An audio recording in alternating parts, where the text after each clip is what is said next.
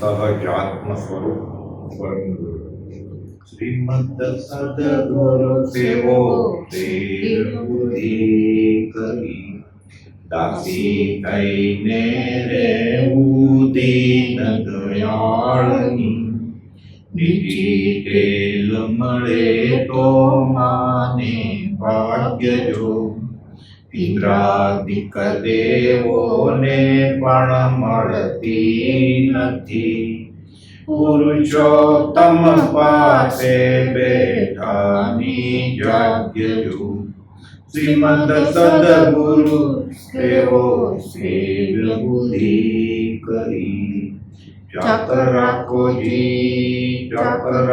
જી બાગ બનાવશું પણ જાત રાખો જી. આત્મસિદ્ધિ શાસ્ત્ર ગાથા નંબર 18 આવ્યા આપણે. ગઈ વખતે જોયું આપણે કે સ્વચ્છંદ મત આગ્રહ તજી વર્તે સદગુરુ લક્ષ સંકિત તેને ભાખ્યું કારણ ગણી પ્રત્યક્ષ. સ્વચ્છંદ એટલે પોતાનું દાપણ, પોતાના મતનો, ખ્યાલનો, કુળ ધર્મનો, સંપ્રદાયનો આગ્રહ તજીને સદગુરુને લક્ષ્ય વર્તે એ સંકેત શરૂ થઈ ગયું. વ્યવહાર સંકેત, આગળ જતા આત્માનો બેફાટ અનુભવ થશે. સંકેત તેને ભાખ્યું કારણ ગણી પ્રત્યક્ષ, આ બેહૂબ પ્રત્યક્ષ કારણ છે. એટલું સહેલું છે. સ્વચ્છંદ છોડી દેવાનું, કુળ ધર્મનો અને સંપ્રદાયનો આગ્રહ જ્ઞાની પાસે છોડવાનો છે. જ્ઞાનીને તો ખબર જ છે સાચો ધર્મ શું છે. હું કરું, તમે કરો, અને જ્ઞાની કે તો કુળ ધર્મ, મૂળ ધર્મ અને સંપ્રદાય ધર્મ શું હોય? જ્ઞાની કે એ જ મૂળ ધર્મ હોય ને. એટલે એ ગાથા જોઈ આપણે ગયા વખતે. હવે આવે છે 18મી ગાથા. માનાદિક શત્રુ મહા નિજ છંદે ન મરાય, જાતા સદગુરુ શરણમાં અલ્પ પ્રયાસે છે. માન અને પૂજા સત્કાર લોભ એમ આદિ મહાશત્રુ છે. માન આદિ એટલે આમ તો ચારેય કશે ક્રોધ, માન, માયા, લોભ, પણ માનને પહેલું કીધું છે. માનાદિક શત્રુ મહા નિજ છંદે ન મરાય, જાતા સદગુરુ શરણમાં અલ્પ પ્રયાસે જાય. માન અને પૂજા સત્કાર લોભ એ આદિ મહાશત્રુ છે. તે પોતાના ડાપણે ચાલતા નાશ પામે નહીં અને સદગુરુના શરણમાં જતા સહજ પ્રયત્નમાં જાય. ક્રોધ તો ભોળો છે, દેખાય, પોતાને દેખાય ને બીજાને દેખાય, એટલે આવે જલ્દી ને વયો જલ્દી છે. પણ માન એવું છે, શરૂઆતમાં મોટું માન હોય, સ્થૂળ, પછી સૂક્ષ્મ માન હોય. એ જ્ઞાની જાણે અને પોતે મિથ્યા ક્ષમતામાં તો પોતાને ન દેખાય, પણ જ્ઞાનીને ખબર હોય. એટલે જાતા સદગુરુ શરણમાં અલ્પ પ્રયાસે જાય. અનંતાનુબંધી માન આદિકાળનો સમ્યકત્વને રોકનારા છે. સિદ્ધાંત અને શર્ત. અનંતાનુબંધી ક્રોધ, અનંતાનુબંધી માન, અનંતાનુબંધી માયા અને અનંતાનુબંધી લોભ, આ ચાર અનંતાનુબંધી કશાય. અને 3 મિથ્યાત્વ મોહિની, મિશ્ર મોહિની અને સંકિત મોહિની. આ 7 પ્રકૃતિમાંથી પછી તિરાડ કરે, કર્મ વિવર આપે, પછી સંકિત થાય. એટલે અનંતાનુબંધી માન આદિ કારણો સમ્યકત્વને રોકનારા છે. અને જ્યાં સુધી આ હોય ત્યાં સુધી સંકિત ન થાય. આ જાય પછી જ સંકિત. તે દૂર થવાનો ઉપાય દર્શાવે છે. કયો? કે સદગુરુનું શરણ, આશ્રય, પોતાનું ડાપણ આપણે આવેલું ને સ્વચ્છંદ મત આગ્રહ તજી અને એ છોડી અને આશ્રય લે. એટલે ધીરે ધીરે એનું અનંતાનુબંધી કશાય જે અનંત કાળથી છે એ સહજમાં ગુરુ કૃપાથી નીકળી જશે. તે દૂર થવાનો ઉપાય દર્શાવે છે. હું જાણું છું તે સાચું છે, હું કરું છું તે જ સાચું છે, તે ધર્મ છે, એવું માન તથા પોતાની બુદ્ધિએ ધર્મ સંબંધી પરમાર્થ લાભની કલ્પના. જો આ પ્રમાણે કરીશ એટલે મને સંકિત કેવળ જ્ઞાન મોક્ષ બધું થશે. મારા ખ્યાલમાં જે છે એ ક્રિયાઓ હું કરીશ, એ પ્રમાણે હું શાસ્ત્ર અધ્યયન કરીશ એટલે મને જ્ઞાન થશે. હું સમજું છું, હું જાણું છું, હું કરું છું તે ખરું છે એવું માન તથા પોતાની બુદ્ધિએ ધર્મ સંબંધી પરમાર્થ લાભની કલ્પના, ઉપરથી સારા દેખાવાળું માયા તથા બીજા પ્રત્યે દ્વેષ આદિ દોષો સદગુરુને યોગે જાય છે. ઉપર લખ્યું છે હું સમજુ છું એમ જે માને છે એ બધા ઠગાયા છે. આ ક્યારે જાય? ગૌતમ બુદ્ધે વાત કરી છે અધ્યાત્મમાં કે જ્યાં સુધી અડધે રસ્તે પહોંચ્યો હોય ને ત્યાં સુધી એને એમ થાય કે હું જાણું છું, હું સમજુ છું, હું કરું છું બરોબર છે અધ્યાત્મ. અડધાથી આગળ વધે અધ્યાત્મ, પછી ખબર પડે કે હું જે કંઈ કરું છું બધું ખોટું છે. પછી ખબર પડવા માંડે. અને ક્યારે જાય? જાતા સદગુરુ શરણમાં અલ્પ પ્રયાસ જાય. પછી ખબર પડે હું તો આમ સમજતો હતો અને આનો અર્થ તો આમ છે, હું તો આમ માનતો હતો અને આ તો મિથ્યા માન્યતા, હું તો આમ કરતો હતો. ધર્મની ક્રિયા છે આ, તો ગણિત નથી જ્ઞાની ધર્મની ક્રિયા, આ તો બંધાવાનું કારણ છે. પછી ખબર પડે. એટલે ધર્મ સંબંધી પરમાર્થ લાભની કલ્પના, ઉપરથી સારા દેખાવો માયા, આ બધું સદગુરુનું શરણ મળે પછી અલ્પ પ્રયાસ જાય. પછી મહેનત ન કરવી પડે. જો સાચો આશ્રય લીધો હોય તો સહેજે સહેજે આ બધા ગુના નીકળતા જાય. એવા યોગ એટલે યોગ દ્રષ્ટિ તજી યોગ દ્રષ્ટિ વાળો જીવ બને છે. ઓગે જે કરતો, કુળ પરંપરાના હિસાબે કરતો, પોતાના ખ્યાલ પ્રમાણે કરતો, એટલે ઓગે ઓગ દ્રષ્ટિ તજીને હવે યોગ દ્રષ્ટિ વાળો જીવ બને. એટલે એના મન, વચન અને કાયાના યોગ આત્મા તે જોડાણ થાય છે. પછી સદગુરુનું શરણ સ્વીકારે તેના તેવા દોષો સહેજે થોડા પુરુષાર્થથી ટળી જાય છે. લખે છે યોગના બીજ યહાં ગ્રહે જીનવર શુદ્ધ પ્રણામ રે ભાવાચાર સેવના ભાવ ઉદ્વેગ સુઠા મોરે અનંત કાળનો ભવનો ઉપવેગ. કેવી રીતે ભાવ આચાર સેવના. હરિભદ્ર સૂરીએ યોગ દ્રષ્ટિ સમુચયમાં જે લખ્યું, યશુજી મહારાજેનું ગુજરાતીનું ભાષાંતર કર્યું. અહીંયા શબ્દ વાપર્યો છે ભાવ આચાર સેવના. બહારથી દીક્ષા લીધી હોય કે નહીં લીધી હોય, ભાવથી એ આચાર્ય પણ છે, ભાવથી અને ગુરુ પણ છે, ભાવથી એ સંત છે. એ જે બતાવશે અધ્યાત્મનો રસ્તો, એનું શરણ લેશે એટલે અનંતાનુમતિ કશાય જાશે અને સમ્યક દર્શન થશે. એટલે ભાવાચાર સેવના ભવ ઉદ્વેગ સુઠા મોરે. ભાવ આચાર્યની ઉપાસના એ જ સાચા વિનય આદિ ગુણોનું કારણ બને છે. એટલે માન જાય એટલે વિનય ગુણ આવે, અને વિનય ગુણ આવે એટલે સમ્યક દર્શનનું આ એક લક્ષણ છે કે વિનય ગુણ જોઈએ. જો અહીંયા ઘણા બધાને સામાન્ય રીતે એ ખ્યાલ કે વ્યવહાર વિનયની વાત છે. અધ્યાત્મની વાત હોય ત્યારે વ્યવહારની વાત હોતી જ નથી. બધું અહીં તો કામ એક આત્માર્થનું, બીજો નહીં મને રોગ, પણ પ્રેરે તે પરમાર્થ નહીં, તે વ્યવહાર માટે સમજ છે. એટલે અહીંયા વિનય ગુણ જે છે એ વ્યવહારની વાત નથી. વ્યવહારમાં તો શું છે? સાચું ડાપણ વિવેક શું છે વ્યવહારમાં? ઓછામાં ઓછો સંગ કરવો. અને જે મિત્રો ભૌગોલિક બધી વાત કરતા હોય, બતાવતા હોય, એ દોસ્તી છોડવાનો બહુ છે જ્ઞાની. એટલે દોસ્તી છોડી દુશ્મની નથી કરવી, દૂર રહેવાનું, અસંગ થવા માટે. એટલે માન અપમાન, વિનય અવિનયની વાત જ ના આવે.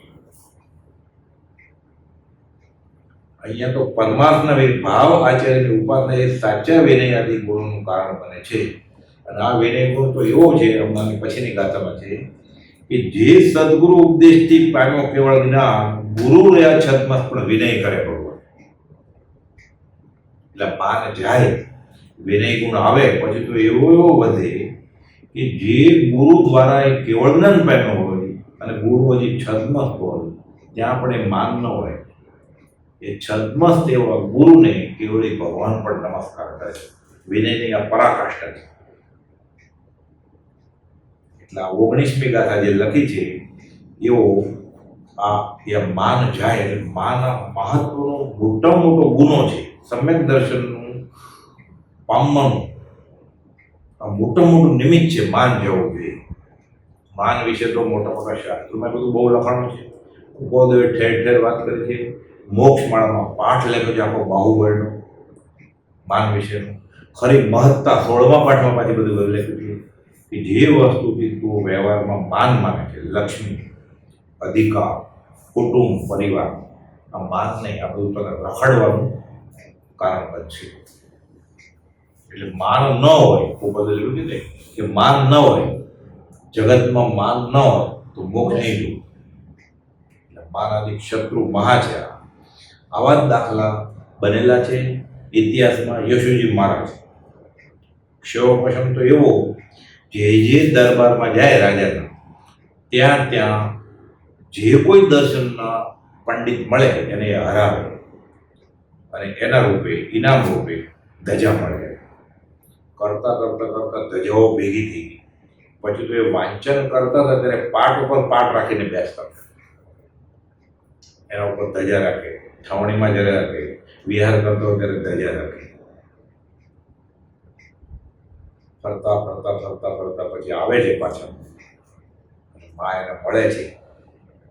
ગૌતમ ગણધરને કેટલા જ્ઞાન હતા? તો કે 4 જ્ઞાન હતા. કેટલી ધજા રાખતા હતા? તો કે એ કોઈ નહીં. તને કેટલા જ્ઞાન છે? તું કેટલી ધજા રાખે છે? કે હવે આ ધજા શા માટે નહીં રાખવાની અને આ ધજા શું નુકસાન કરે? તો આનંદગંજને મળે. પછી તો આનંદગંજને મળે છે. એમાં વાત એવી આવે છે, અલગ અલગ શાસ્ત્રોમાં ઉલ્લેખ છે કે બોટું લોકોના માથા ડોલે એવી અધ્યાત્મની વાત કરે છે બધા પંડિતોની સભામાં. અને છેલ્લી લાઈનમાં અવધૂત યોગીશ્વર આનંદગંજ બેઠે. બધું પતી ગયું, બધા છૂટા પડે છે. યશુજી મહારાજ કટાક્ષમાં માનના અંકુરથી કહે છે, તમને કાંઈ સમજણો? છેલ્લે બેઠા હતા આનંદજી મહારાજ કહે છે, તમને તે બોલ્યા તમને સમજણ? ત્યારે પછી ખબર પડે છે, ચાંદને પછી એનું શરણું સ્વીકારે છે. ખબર પડે છે કે મારે માટે કોક છે. પછી માના દીક નીકળે છે અને પછી સમ્યક દર્શનની સ્પર્શના થાય છે. 75 વર્ષ પૂરા થઈ ગયા પછી, 80 વર્ષનું આયુષ્ય, 75 વર્ષ પછી સમ્યક દર્શનની સ્પર્શના થાય છે. અને 8 દષ્ટિની સજ્જાઈ લખી છે ત્યારબાદની છે. એટલે માનાદિક શત્રુ મહા, નિજ છંદે ન મરાય. આવા એટલે ગોપાલદેવ કહ્યું છે તીર્થંકર થવું નથી, પણ તીર્થંકર જે સમજ્યા, જે પામ્યા, એ આપણે ન સમજીએ કે ન પામીએ એવું કંઈ છે જ નહીં. તો તીર્થંકર શા માટે નથી થવું? ખુલાસો છે. એ ચામર વિંજાય, દેવ લોકો પૂજા કરે, વંદન કરે, એના માનમાં સમોવસણ રચે. તો અમારે એ માન થવા દેવું નથી. સવિજીવ કરું શાસન રસી, સમય માત્રના અનવકાશે સમસ્ત લોક સ્વરૂપસ્તો, એ ભાવના છે. પણ અમારે પૂજાય, દેવ લોકોથી પૂજાયને અમારે માન વેદવું નથી, માન થવા દેવું નથી, માનનો અંકુરો ઉગવા દેવો નથી. આ માન એટલું આત્મઘાતક અવગુણ છે. એટલે માન અધિક શત્રુ મહા, આ મહાશત્રુ બાહુબલીનું દ્રષ્ટાંત આપ્યું છે. ગોપાલદેવ 5 જગ્યાએ વાત કરી છે. મોક્ષમાં તો આખો પાઠ મૂક્યો છે. ઉપદેશ નોંધમાં 668માં પાના ઉપર લખ્યું છે કે બાહુબળ સ્વામીની પ્રતિમાની વાત આવે છે કે બેંગ્લોર પાસે એકાંત જંગલમાં ડુંગરમાંથી કોતરી કાઢેલી 70 ફૂટની આ ભવ્ય પ્રતિમા 8મા સૈકામાં શ્રી ચામુંડરાયે કરંડાવેલી. અને ડુંગરમાંથી કોતરીને આ 70 ફૂટની આ પ્રતિમા બનાવી છે. હવે પછી ગોપાલદેવ વાત કરે છે કે અડોલ ધ્યાને કૌશક મુદ્રે બાહુબળજી બેઠા હતા. અનિમેષ મટકું ન માને ધ્યાનમાં દુર્ધરતા એટલો વખત સુધી 12 મહિના ઊભા થોકાય છે. અન્ન જળનો ત્યાગ 12 મહિના રહેવાય. સંગણ ત્યારે એ આરામમાં એવા હોય એટલે બધું શક્ય છે. બાહુબળજી અનિમેષ નેત્રે ઊભા છે. હાથ પગે વૃક્ષની વેલીઓ વીંટાઈ છતાં માનનો અંકુરો હતો. દેહાભિમાન રહિત ધ્યાનસ્થ, દેહનું ભાન નહોતું, શરીરનું ભાન જ નહોતું. શ્રી બાહુબળજીને તેની ખબર નથી. હાથ પગે વેલા વીંટાઈ, માથા ઉપર ચકલા માળા કરે છે, શરીરનું ભાન ભૂલી ગયા છે, એટલા લીન છે ત્યારે પણ જ્ઞાન થતું નથી. કેમ? મહાન શત્રુ માનનો કણીઓ પડેલો. એટલે કે જે કેવલ્ય પ્રગટ થવા યોગ્ય દશા છતાં બધી રિક્વાયરમેન્ટ પૂરી કરેલી કેવળ જ્ઞાન માટે. શરીરનું ભાન જ ભૂલી ગયા તો દેહાતી જ દેશે, પણ કેવળ જ્ઞાન થતું નથી. માનનો અંકુરો નડ્યો છે. શું થયું પછી? ઋષિમાં ભગવાન બ્રાહ્મી અને સુંદરીને પ્રેરણા કરે છે કે જાઓ તમારા ભાઈ પાસે. આવે છે, વીરા મારા ગજ થકી હેઠે ઉતરો, હું ક્યાં હાથી ઉપર બેઠું? તો કહો શબ્દો કાને પડ્યા, વિચાર કરે છે. નિમિત્તની જરૂર હતી, નિમિત્ત મળ્યું. વીરા માતા ગજ થકી, વીરા મારા ગજ થકી હેઠે ઉતરો, નિમિત્ત મળ્યું. કોની આજ્ઞા હતી? ઋષભનાથ ભગવાનની. બરોબર છે, હાથી ઉપર જ છું.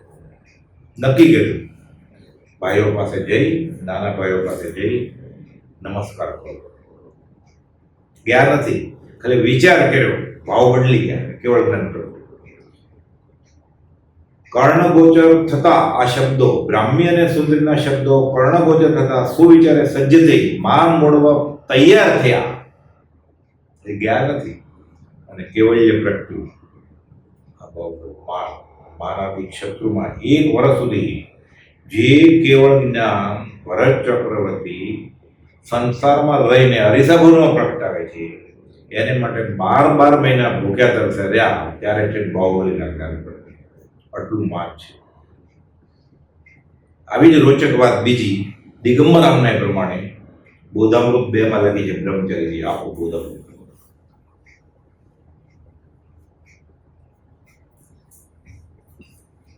કે માનાદિક શત્રુ મહા નિજ છંદે ન મરાય. એમાં લખે છે કે બાહુબલી 1 વર્ષ દુર્ધર તપ કરે છે, કેવળ જ્ઞાન થતું નથી.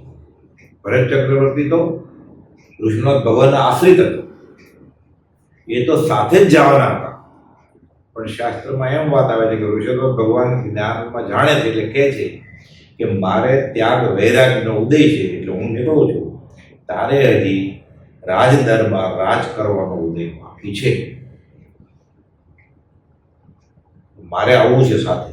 તો કે તારે હમણાં હજી કર્મ છે એ ખપાવવા પડશે અને પછી અવાશે. પૂછે છે તો 1 વર્ષથી કે ભાઈ ઉભા છે મારા, અને કેવળ જ્ઞાન કેમ નથી? બાહુબલી ભગવાન ખુલાસો કરે છે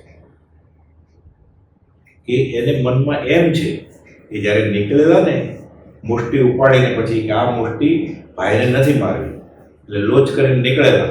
પછી તો જવાના હતા ઋષિનાથ ભગવાન પાસે, પણ ત્યાં જાય તો નાના ભાઈને નમસ્કાર કરવો પડે.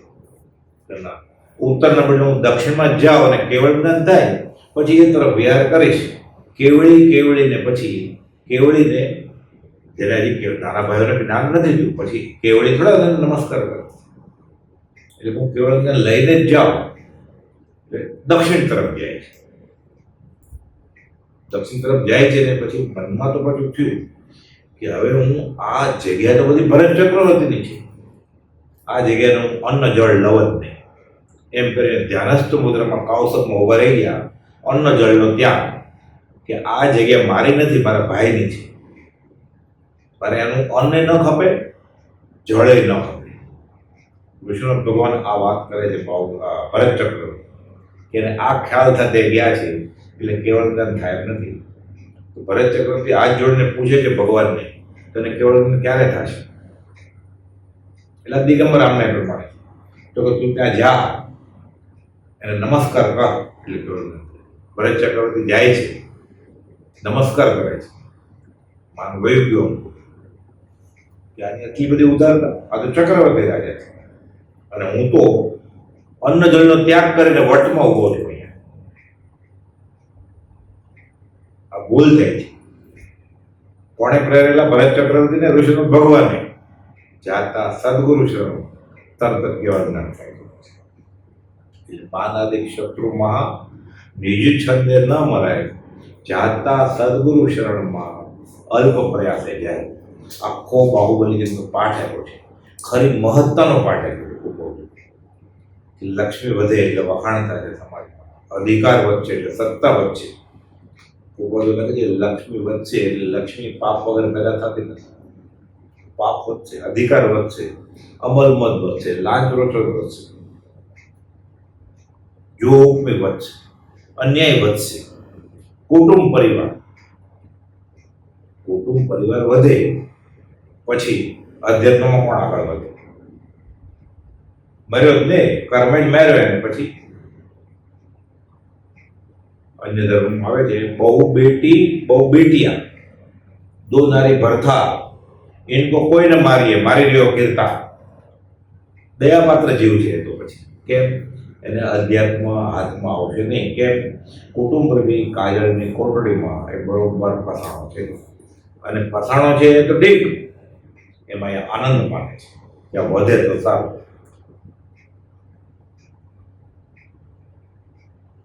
એટલે આ બધા જે ભાવ છે એવા સંતાનના માનના કે મને માન પડે.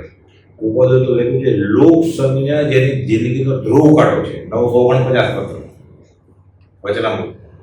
લોક સંજ્ઞા જેની જિંદગીનો ધ્રુવ કાઢો છે તે જિંદગી ગમે તેવી શ્રીમંત વાળી વખાણ થતા હોય જાઓ જલ્દી પણ દુઃખનો જેવી છે.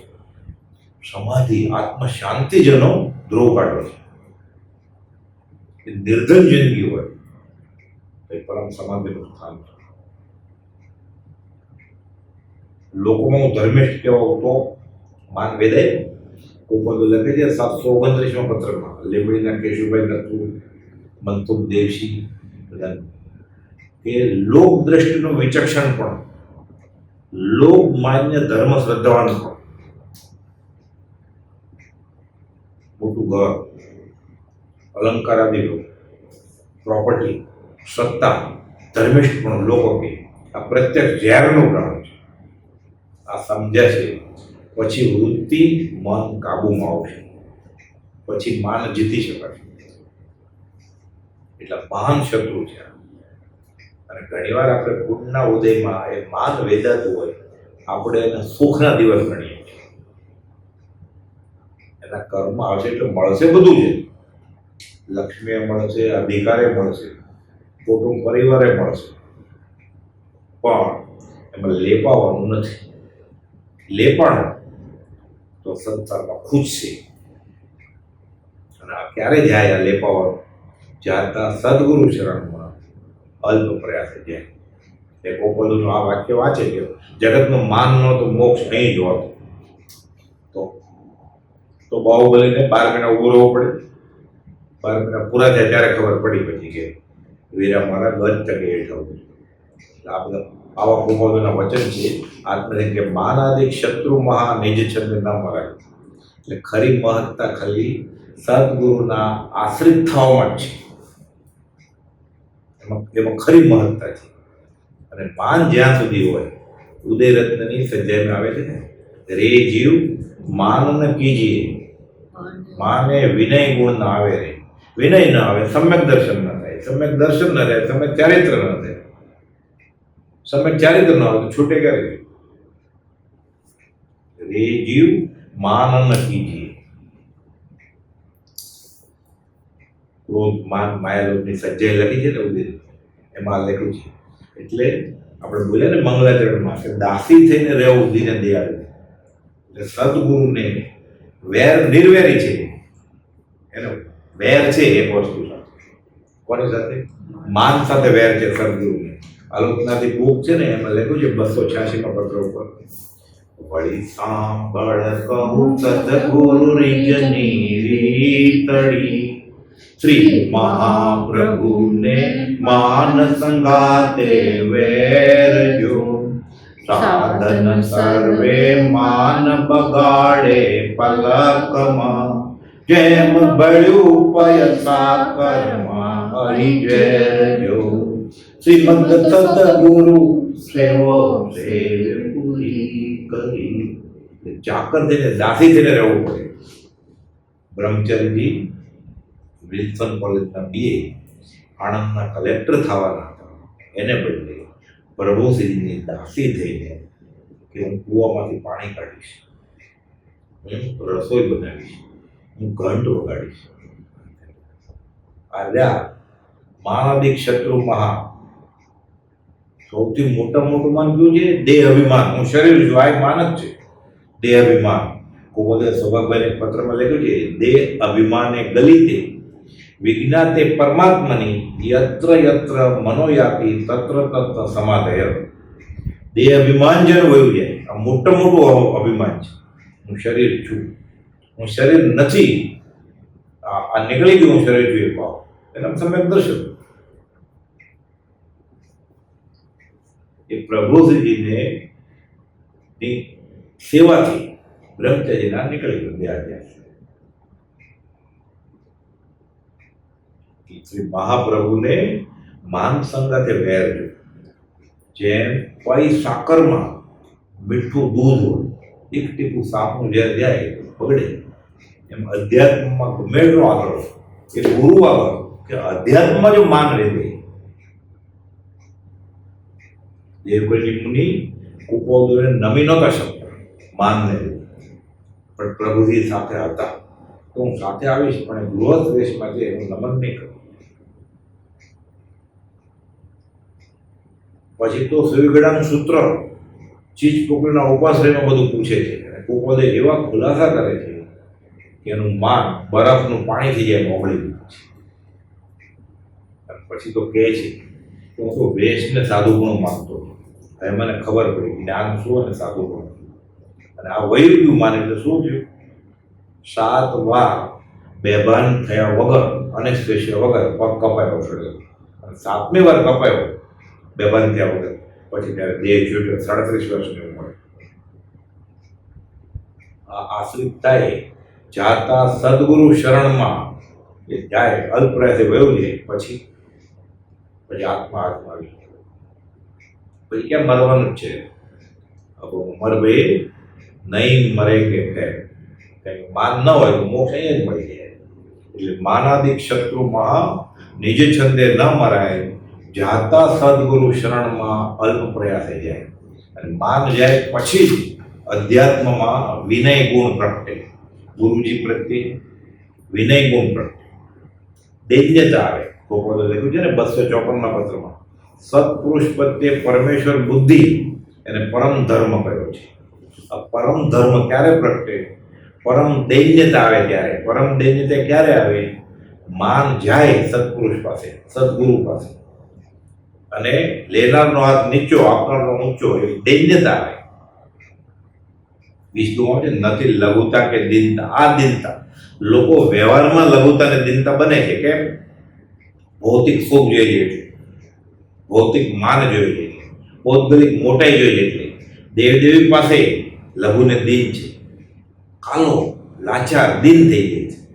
એ નહીં, અહીંયા તો લઘુતા દીનતા આ વિનય ગુણ બધો સત્પુરુષ પ્રત્યે, સદગુરુ પ્રત્યે કરવાની વાત છે. અને વ્યવહારમાં નહીં ખતવાનું. વ્યવહારમાં ઘણા બહુ વિનયી હોય, વાતમાં નમસ્કાર કરે, હાથ જોડીને જ વાત કરે, વાંકા વળી જાય. આ વિનય ગુણ ન હોય, મિથ્યા ક્ષમતા હોય. નમન નમન મેં ફેરે बहुत નમે નાદાન, દગલબાજ દેઢા નમે ચત્તા ચોર કમાન. અહીંયા તો વિનય ગુણ, આ માન મૂકી દેવાનું બધું ક્યાં? સત્પુરુષ પાસે. એ વાત છે.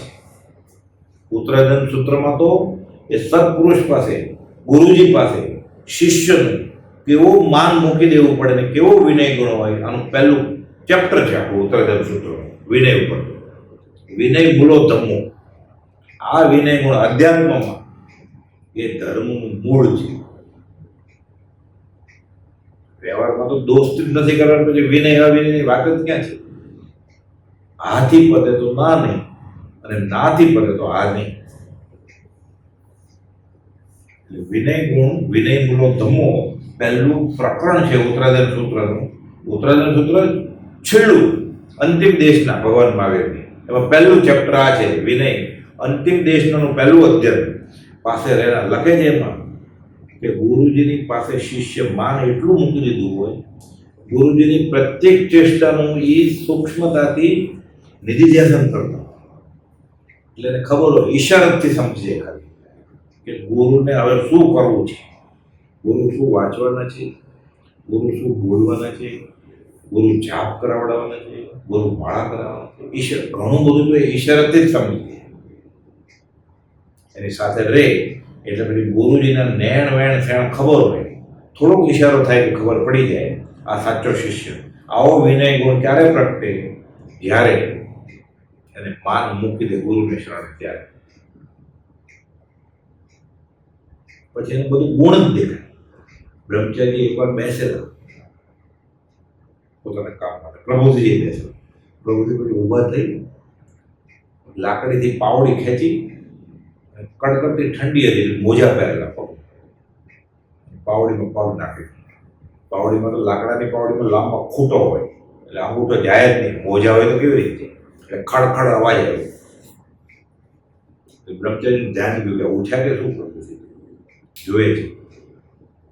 બીજો કોઈ તો શું વિચારે કે સાથે બુદ્ધિ નાખી, પગમાં મોજા હોય તો પાવડીનો ખૂટો જાતો હશે, પાવડી પગમાં જાય કે ખડખડ અવાજે મહેનત કરે છે.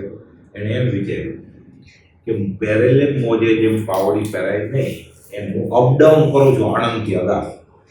રાત્રે આવતા બબુને લઈને સવારે પાછા વહેલી સવારે પાછા ગયા.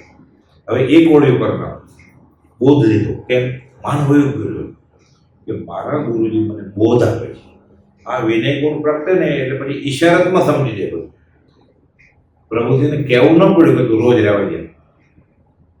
એ તો બ્રહ્મચારી પરમિશન માગે, આજ્ઞા માગે તો આપતા જ નહોતા, પણ ઈશારત કરી કે તું આ એક આવી રીતે કે અપડાઉન કર્યા કરે છે, આવજે કર્યા કરે છે, એના કરતાં અહીંયા પરમેનન્ટ કાયમ આશ્રિત થઈ જવું.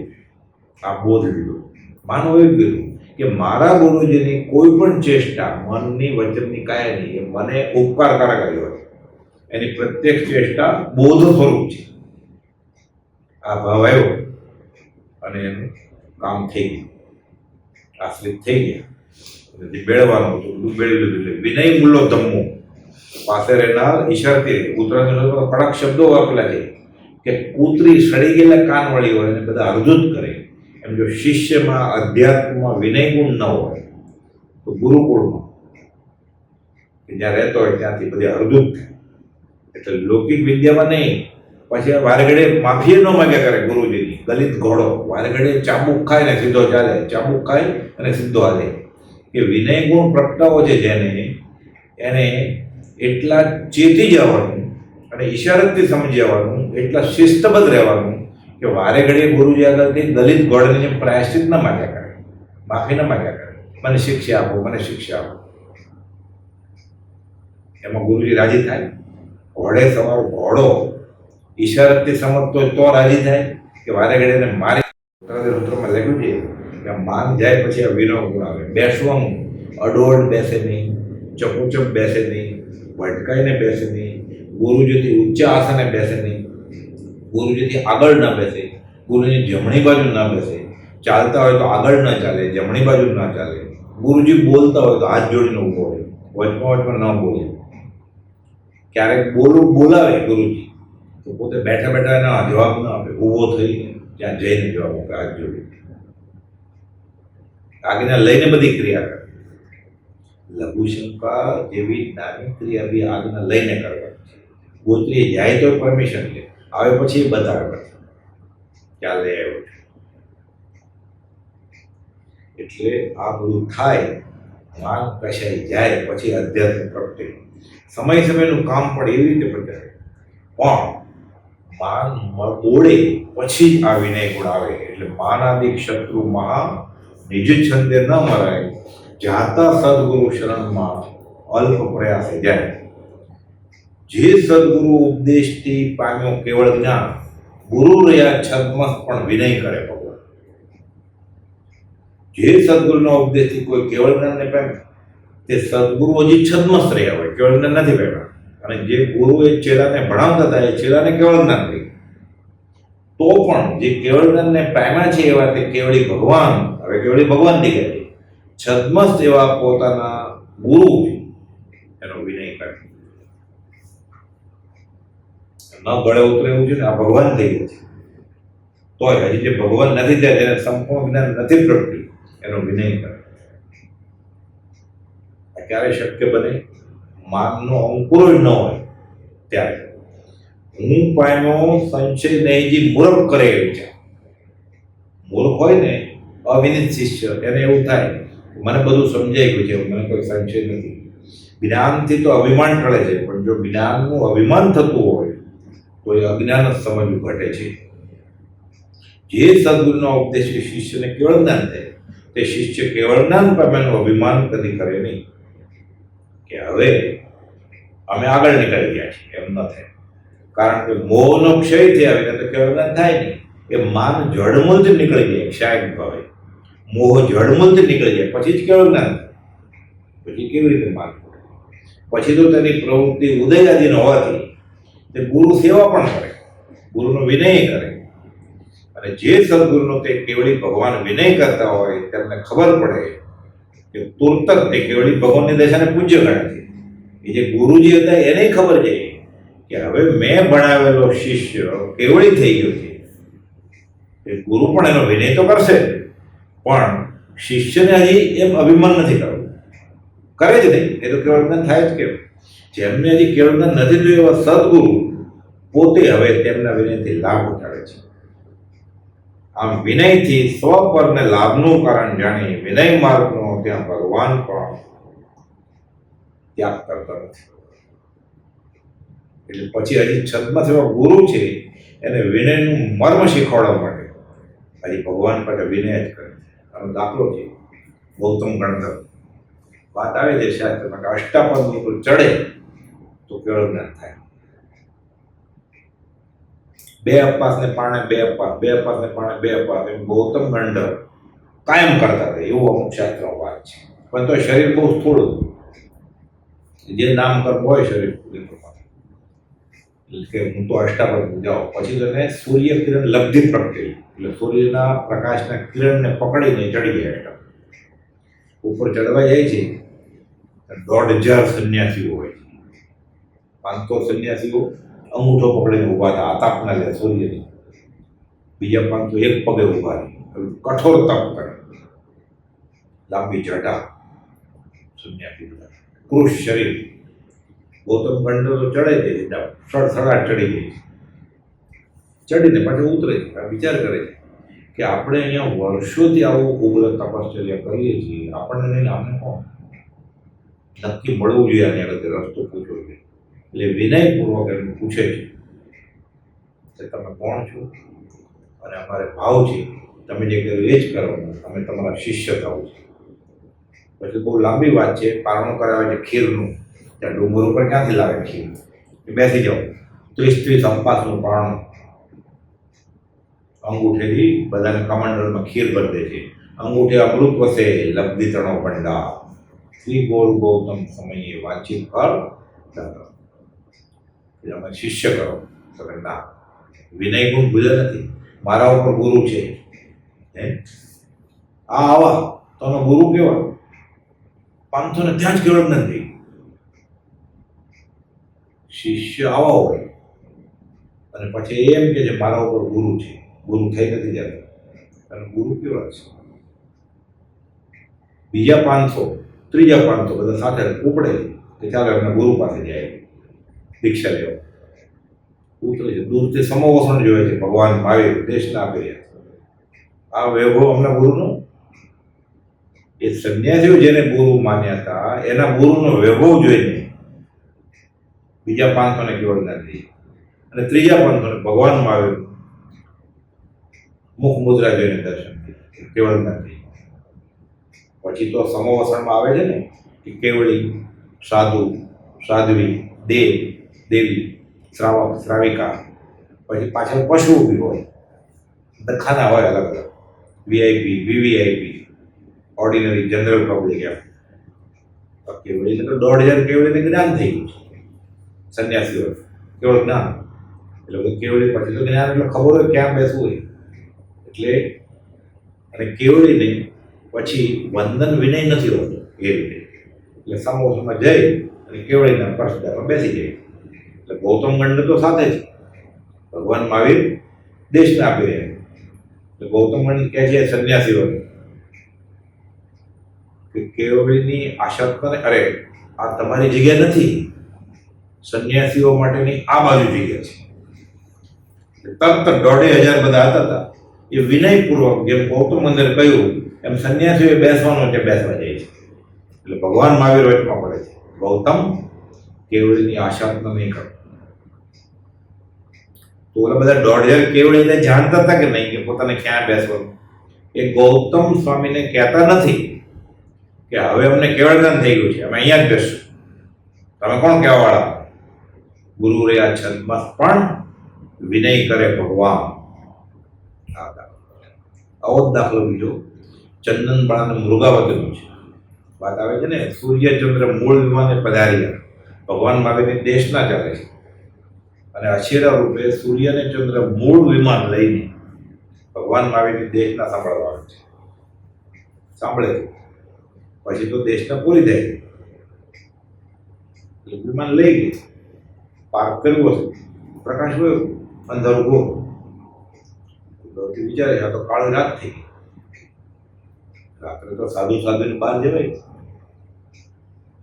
કરવું. વનમાં એ જાતના પ્રાયશ્ચિત સાથે અપાસે પડે છે. ચંદનબાળા ગોરાણી ઠપકો આપે છે, સાધ્વી થઈને રાત્રે આટલું મોડું હોય, શું કે અંધારું કેમ થઈ ગયેલું. મૂળ વિમાન સાથે આવેલા ચંદ્ર ને સૂર્ય વિમાન લઈ ગયા, કે હતું ત્યાં સુધી પ્રકાશ લાગતો હતો, રાત થઈ ગઈ તો અંધારું થઈ ખીજાય છે, માફી માંગે છે, રાત્રે શયન કરે છે, વિચારે છે આ બહુ મોટી ભૂલ થઈ ગઈ. મારે માટે મારા ગુરુજીને ગોરાણીને મને ગુસ્સો કરવો પડ્યો, ખીજાવવો પડ્યો, ઠપકો આપવો પડ્યો. હું પામર છું. પ્રાયશ્ચિતમાં કેવળ જ્ઞાન થઈ જાય. કાળી રાત અંધારી નાદ આવે છે. ઊંઘમાં ચંદનમાળાનો હાથ આમ આડો હોય છે, માથે ચડે છે, એટલે હાથ ખેંચી લે છે. ચંદનમાળા શું થયું?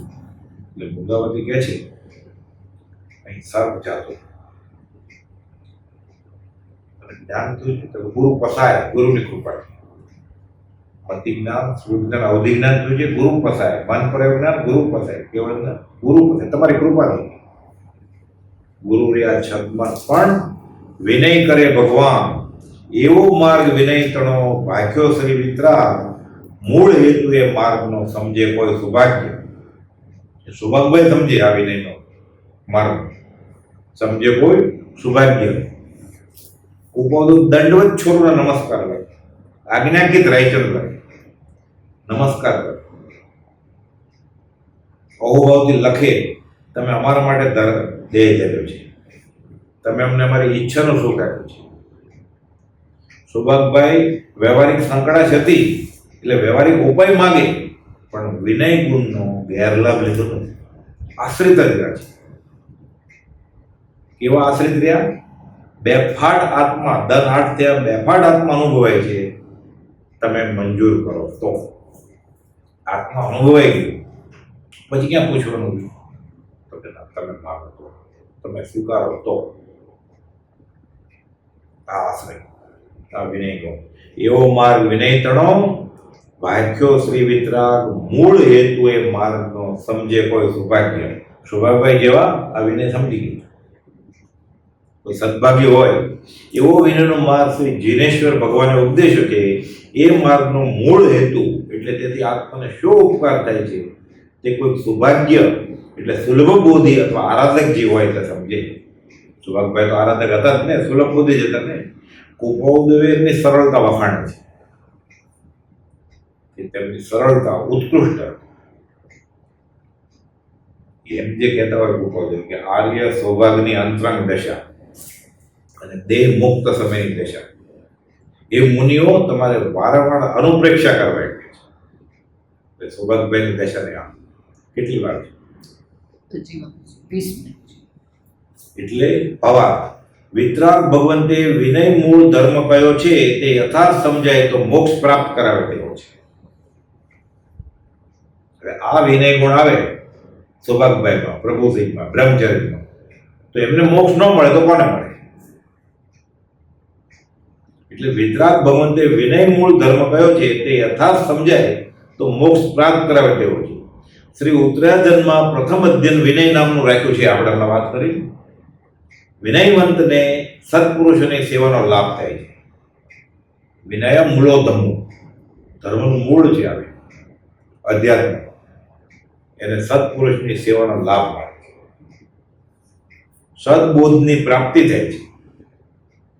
249 સદબોધની પ્રાપ્તિ એટલે પ્રત્યક્ષ યોગે વગર સમજાવે સ્વરૂપથી થવી સંભવિત માનીએ છીએ. પછી શીખવાડવું ન પડે, ઓટોમેટિક શીખી જાય. પછી કાન પકડીને ન શીખવાડવું પડે. પર પ્રેમ પ્રવાહ બઢે પ્રભુ સે સબ આગમ ભે સૂર બસે. બધું સમજાતું જાય. જે ગુરુના આશય હોય, ગુરુનું લક્ષ્ય હોય, એ ગુરુની સમીપ રહે, ગુરુનું શરણ લે, માન છોડીને વિનયથી. એટલે ગુરુ આગળ જે જે લબ્ધિ છે, જે જ્ઞાન છે, જે ગુણ છે, એ બધા એના આરાધક શિષ્યને સહેજે સહેજે સહેજે આવી જાય છે. 194 પત્રમાં કોપર લખેલું છે. લખે છે કે સદબોધની પ્રાપ્તિ થવા માટે છે. તેથી આત્મજ્ઞાન, સતશ્રુત, સદાચાર, આત્મધ્યાન, કેવળ જ્ઞાન અંતે મોક્ષ મળે છે. ખાલી ગુરુ પાસે માન છોડી દે તો. આમે વિચારે આપણી બુદ્ધિ અને કોપો દે, આપણો ક્ષયો પછી મને કોપો દો, આપણી યાદ શક્તિને કોપો દો. યાદ એટલે એક શ્લોક સંભાળતા હજારોનું શાસ્ત્રોનો ભાનથી ઉપયોગ ફરી વળે એ બાબતમાં, એમની દશા બાબતમાં હું લાઇબ્રેરીમાંથી ક્યાંક વાંચી કાગળિયા ઉઠાવીને અને પછી વાત કરું કે કેટલું માન વેચાતું છે. ત્યારે આવું થાય. એટલે લખ્યું માનાદિક શત્રુ મહા નિજ છંદે ના મરાય. પણ જાતા સદગુરુ શરણ પછી વયા જાય. પછી શીખવાડવું ન પડે, એની મેળે એની વૈયાવજ કરે, એની સેવા કરે ગુરુની, એનું શરણું લે. એટલે સહેજે સહેજે બધા અવગુણ નીકળી જાય. ક્યારે નીકળી જાય ખબર ન પડે. હાથમાં આવીને ઉભો રહી જાય. બ્રહ્મચારીજીએ પ્રભુજીજી એમ કહેતા ક્ષયોપશમ ખોપશમ. ખોપશમ આત્મા નોય એટલે ક્ષયોપશમ એ આત્મા નથી. એમ ક્યારે કહ્યું નથી બાપા આમને ને આમ બોલો, આમને ને આમ ક્યારે નથી કહ્યું. વનો વેરીને વશ કરે છે, વિનય વેરીને પણ વશ કરે છે. બાપા વનોને વિનય બોલો એમ કહ્યું નથી. જ્ઞાનીનો ગમો એ વાગે તેમ શબ્દ. એક શબ્દ ક્યારે સલાહ રૂપે, ભૂલ સુધારો રૂપે બ્રહ્મચર્ય હરફ ઉચ્ચારી આ વિનય. પ્રભુજી આગળ શું હતું? આત્મજ્ઞાન હતું, બધું મળી જાય.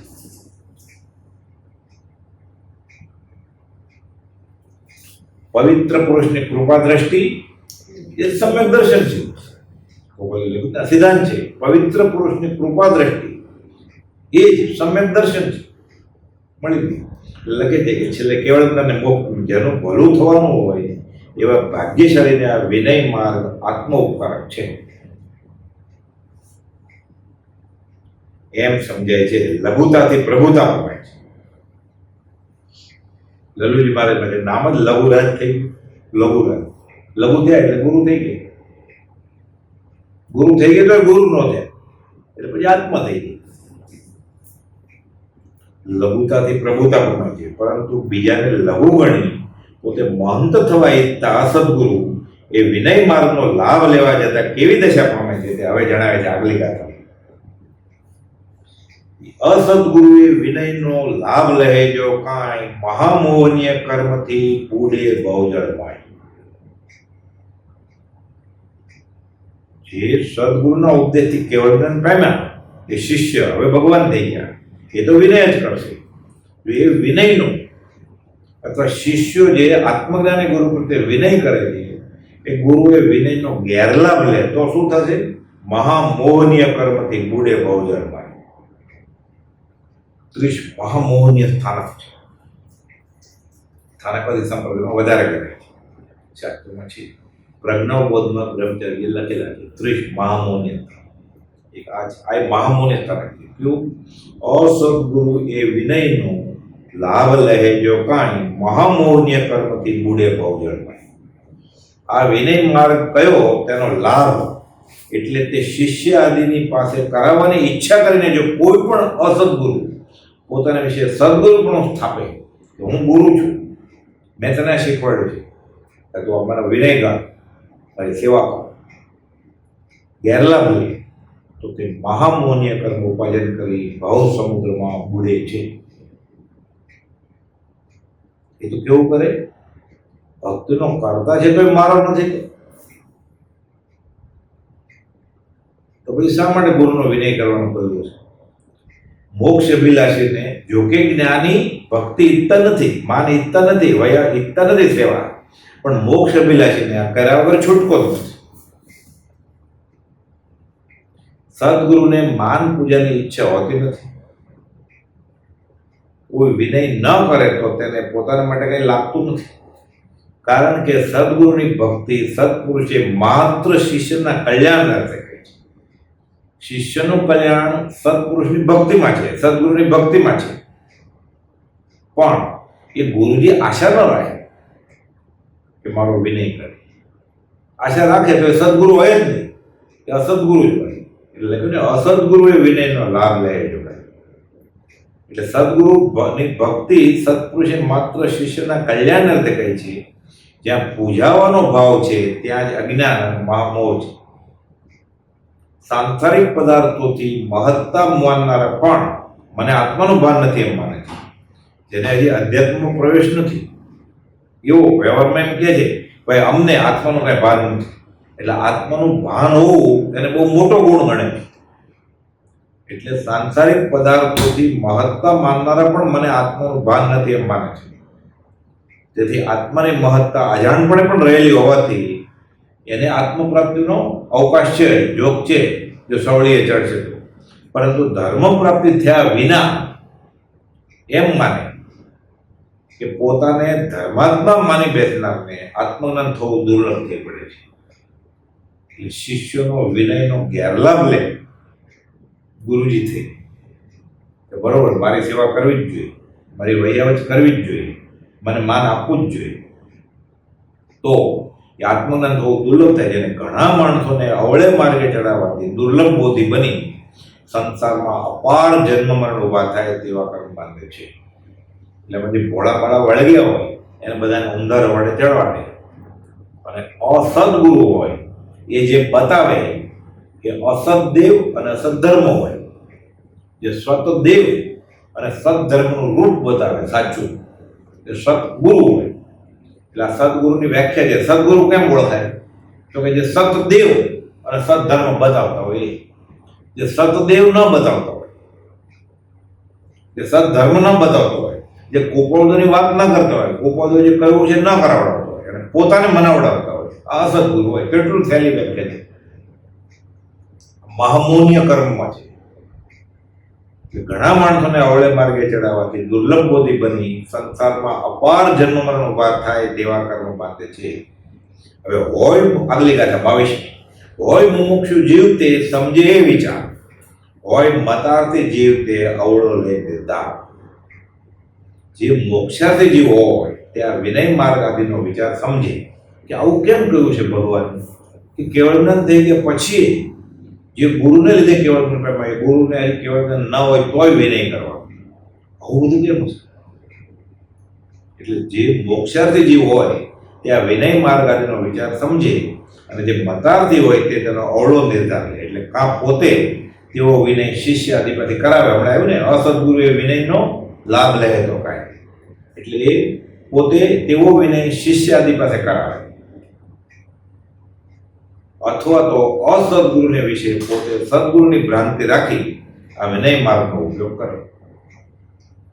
એટલે એને વાંચી લીધું છે કે ગુરુનો વિનય કરવાનો અધ્યાત્મમાં, એટલે પછી અસદગુરુને પકડે અને ત્યાં એનું માન પોસાય છે. અસદગુરુ હોશિયાર છે વ્યવહારે, એટલે એને માન આપે, એટલે એનું માન પોસાય છે. એટલે અસદગુરુને પકડી રાખે અને અસદગુરુને વિશે પોતે સદગુરુની ભ્રાંતિ રાખે કે ના ના ગુરુજી જ છે અને આ વિનય માર્ગનો ઉપયોગ કરે. જો હું એટલું જ શાસ્ત્રમાં તો કહ્યું જ છે કે ગુરુજીનો વિનય કરવાનો, એટલો હું વિનય કરું. એટલે એ ગુરુજી અને પામે તેનો સંગ એ બધા ભવસાગરમાં ડૂબકા મારે, ડૂબી ગયો. મુમુક્ષુ કે વિચારવાન જીવ હોય તે જન્મ મરણ ઉભા થાય તેવા કારણથી ભય પામી વિનય ભક્તિ સત્પુરુષ પોતે કરે અને બીજા પોતાની ભક્તિ કરે એવી ઈચ્છા ન રાખે. કુપોદો સૌભાગભાઈને બધું શીખવાડે પણ પાછળ લખે દંડવત, દાસાનું દાસ.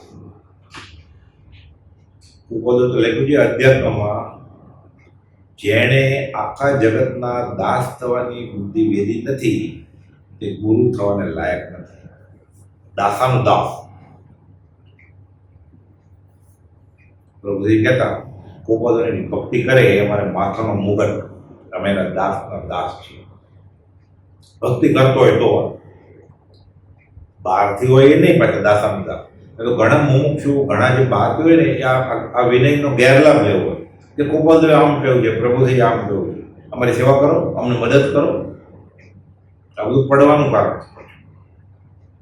એટલે જ્ઞાનીના બધા આવા મર્મભેદી વચનો સમજાય નહીં એટલે આપણને જે વ્યવહારિક ફાયદો થતો હોય, લાભ થતો હોય, આપણે આમાંથી રસ કાઢીએ. એટલે પણ બીજા પોતાની ભક્તિ કરે એવી ઈચ્છા ન રાખે અને અસદગુરુ પ્રત્યે વિનય કરવો તે નિરર્થક કે મિથ્યા માર્ગને ઉત્તેજન આપવા તુલ્ય જાણી તરી દે છે. આ તો અનંતનું મંદિર છે. અસદગુરુને તમે પોષો એટલે અસત ધર્મ અને અસત દેવને પૂછો. એટલે સંસારવાદના ઉચ્છેદ નથી થતી. છતાં એ શું માને છે કે મારો સંસાર આનાથી ટળે છે, હું મોક્ષ માર્ગમાં છું અને સમ્યકત્વ કેવળ જ્ઞાન બધું થશે. એટલે એની મિથ્યા વાસના ચાલુ છે. સંસાર વાસના નાશ નથી પામતી અને નાશ પામે છે અસદગુરુના માઠા બોધ. એટલે અનંતાનુમતિ કશાય ખતમ આવે છે. 459 પત્રમાં લખેલું છે છેલ્લા પેરેગ્રાફમાં કે પોતાની સંસાર વાસના આનાથી ઉચ્છેદ નથી થઈ છતાં એમ માને છે કે થાય છે, એટલે પોતે કરે છે, બીજા બધા કરાવડાવે છે. આ અનંતાનુમતિ કશાયનો પ્રકાર છે. એટલે પોતે નિરર્થક કે મિથ્યા માર્ગને ઉત્તેજન આપવા તુલ્ય જાણી તરી દે છે. પરંતુ મતાર્થી જીવની સમજણ ઉલટી હોવાથી, જેમાં પોતાને લાભ નહીં તેવી વિનય આદિની ઈચ્છા રાખી માન આદિ શત્રુને પોષે છે. હવે ગુરુજી છે પોતે જ મતાર્થી છે, આત્મજ્ઞાન નથી. એટલે એ વૈયાવર સેવાનો લાભ લે છે કે મારો વિનય કરવો જ જોઈએ, તમારે શાસ્ત્રમાં લખેલું છે. એટલે પરંતુ મતાર્થી જીવની સમજણ ઉલટી હોવાથી, જેમાં પોતાને લાભ નહીં તેવી વિનય આદિની ઈચ્છા રાખી માન આદિ શત્રુને પોષે છે. વિનય કોઈ ન કરે તો દ્વેષ રાખે, માનની ભૂખથી પીડાયા કરે છે અને બીજાનું કલ્યાણ અમારો વિનય કરવાથી થાય છે એમ કયા કરે. તમારી વૈયાવજ કરો, તમારે પુણ્યનું કારણ છે, તમારે આત્માર્થનું કારણ છે. આમ તે વિનય માર્ગનો દુરુપયોગ કરે છે અથવા અસદગુરુ મારફતે પોતાને માન પોષાતો જાણે. હવે કોઈ શિષ્ય હોય, આવો કોઈ શિષ્ય ઓળખતું ન હોય, કોઈ ગુરુને વળગી હોય તો એને વિશે કહે છે આપણે.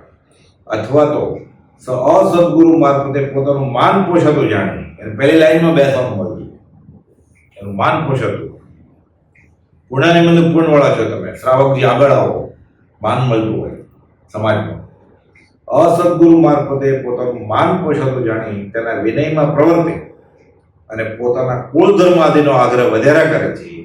એ આદિ મતાર્થના અભિપ્રાય આગળ વિસ્તારથી જણાવ્યા છે. પછી તો મતાર્થના લક્ષણ ગોપાલ લંબાણમાં અલગ મથળા હેઠળ લખાવ્યા છે. આત્મસિદ્ધિમાં 24 ગાથાથી શરૂ કરી. હવે 23મી ગાથા. હોય મતાર્થી તેને થાય ના આત્મ લક્ષ, તે મતાર્થી લક્ષણો અહીં કયા નિરપક્ષ. મતાર્થીના લક્ષણ કહેતા પહેલા ગોપાલ એક્સ્ટ્રા ગાથા મૂકી છે 23મી. જે મતાર્થી જે હોય તેને આત્મજ્ઞાનનું લક્ષ થાય નહીં.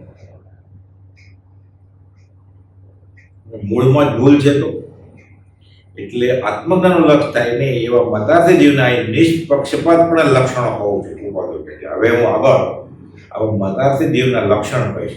કેમ? મતાર્થીપણાનું ફળ જણાવતા કહે છે. આ જાણવું જરૂરી છે કે જેનામાં મતાર્થીના લક્ષણો હોય તેવા જીવને આત્માનો લક્ષ થતો નથી. કેમ કે કામ એ મતાર્થીના લક્ષણ જો શિષ્યમાં છે, અસદગુરુને વળેલો છે, એ ખાલી માન પોષવા માટે, ધર્મિષ્ઠ કહેવડાવવા માટે, પહેલી લાઈનમાં બેસવા માટે, સમાજમાં પ્રતિષ્ઠા મેળવવા માટે એવો વિનય કરે છે. અને જે કુગુરુ છે એ આવો વિનય કરાવડાવે છે કે પોતાની વ્યવહાર પોષાય છે, ભૌતિક વાસના પોષાય છે, માનની એષણા જે છે એ પોષાય છે. એટલે લખે છે કે જેનામાં મતાર્થના લક્ષણો હોય તેવા જીવને આત્માનો લક્ષ થતો નથી, કારણ કે આત્માર્થ અને મતાર્થને પ્રકાશ અને અંધકારની પેટે વિરોધ છે. એક્સ્ટ્રીમ છે આ, એ ટુ ઝેડ. આ બધું આત્માર્થ ને આ બધું મતાર્થ, અંધકાર ને પ્રકાશ પેટે વિરોધ છે. તે મતાર્થના લક્ષણો હે રૂપે જાણી પક્ષપાત કે નિંદા આદિના ઉદ્દેશ વિના માત્ર આત્માર્થને ઉપકાર થવા અર્થે કયા છે. બધો ખુલાસો કરે છે. અમારે કોઈની નિંદા નથી કરવી, અમારે પોલીસ ડિપાર્ટમેન્ટનો માણસ નથી, આપણે કોઈને પકડવા નથી આવવું. આપણને ક્યાં વિતરાગ ભગવાનના કામ આપ્યું છે? આપણે એને ખુરશી નથી જોઈ, આપણે એને ઈર્ષ્યા નથી કરી. પણ મતાર્થના લક્ષણો હે રૂપે જાણી, એ જ્ઞેયને ઉપાધિ, આ જાણીને પછી છોડવું, આ જાણીને પછી પકડવું. એટલે આ બહુ મોટી વાત છે. આપણને ખબર જ ન હોય કે આ વસ્તુ ન કરાય, તો જાણીને તો ખબર કેમ પડે? એટલે જ્ઞેય એટલે જાણવું કરો, પણ જાણીને પછી હે એટલે છોડી દેવાનું. એટલે હે રૂપે જાણી પક્ષપાત કે નિંદા આદિના ઉદ્દેશ વિના, એટલે તમે અમને ગુરુ માનો એ વાત નથી અહીંયા. પક્ષપાત કે નિંદા આદિના ઉદ્દેશ વિના માત્ર આત્માર્થને ઉપકાર થવા અર્થે કયા છે. એટલે મતાર્થના લક્ષણ શા માટે જાણવાના? નિંદા કરવા માટે નહીં, એ કો શિષ્યની કે કો ગુરુની, પણ આત્માર્થને ઉપકાર થવા અર્થે કયા છે. કેમ કે આત્માર્થી ક્યારે બને?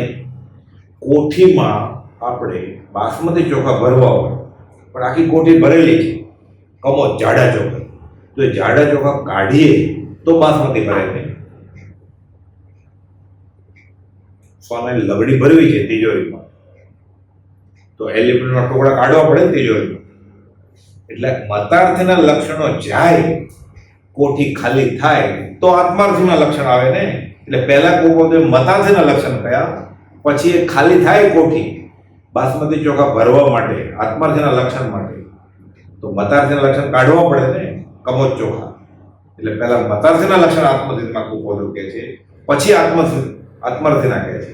એટલે 24મી ગાથા જે છે મતાર્થના લક્ષણ એવા અવસરે લઈશું. સહજાત્મ સ્વરૂપ પરમ